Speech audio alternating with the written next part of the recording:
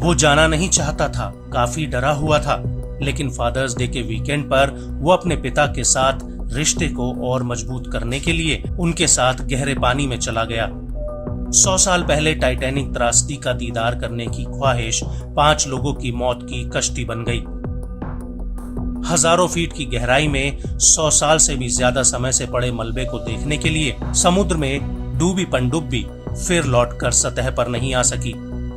पनडुब्बी के साथ ही समुद्र की गहराइयों में खाक छानने की उम्मीद भी डूब गई, तो टाइटैनिक को टूरिज्म प्लेस बनाने की कोशिश भी डूब गई।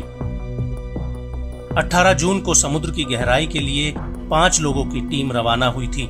फिर अब उसी गहराई से उस पनडुब्बी के मलबे की खबर आई।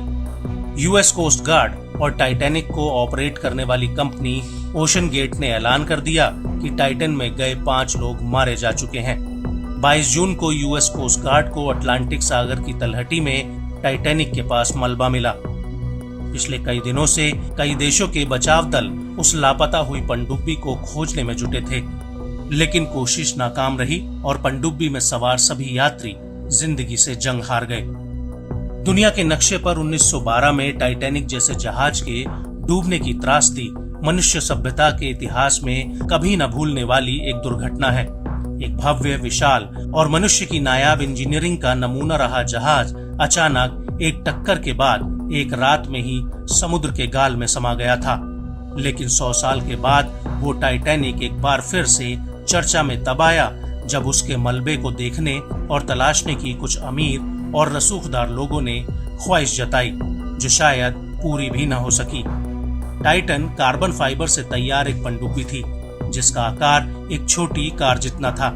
इसमें पायलट समेत 5 लोगों को एक साथ ले जाने की क्षमता थी। टाइटन में एक बार में 96 घंटों तक चलने लायक ऑक्सीजन भरा जा सकता था। टाइटैनिक तक पहुंचकर वापस बाहर आने में इसे करीब 8 घंटे का समय लगता था। यात्रियों में पाकिस्तान के बिजनेस टाइकून शहजादा दाऊद और उनके बेटे सुलेमान दाऊद भी शामिल थे। 19 साल के सुलेमान की उम्र 5 यात्रियों में सबसे कम थी।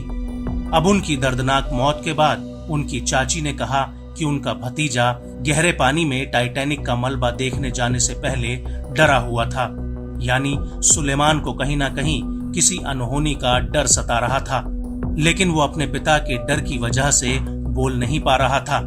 उसका जाने का मन नहीं था, लेकिन अनहोनी उसे भी समुद्र की गहराइयों में खींच कर ले गई।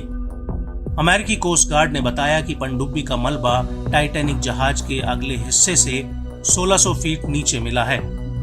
बचाव कार्य में जुटे लोगों ने बताया कि पनडुब्बी में भयानक विस्फोट हुआ। अनुमान लगाया गया है कि यह विस्फोट काफी तेज हुआ होगा, जो केवल कुछ मिलीसेकंड तक चला होगा। इससे संभवतः सभी यात्रियों की तुरंत ही मृत्यु हो गई होगी। ये विस्फोट जहाज से संपर्क टूटने के कुछ समय बाद हुआ। हालांकि विस्फोट के असली कारणों का पता लगाने की कोशिश की जा रही है।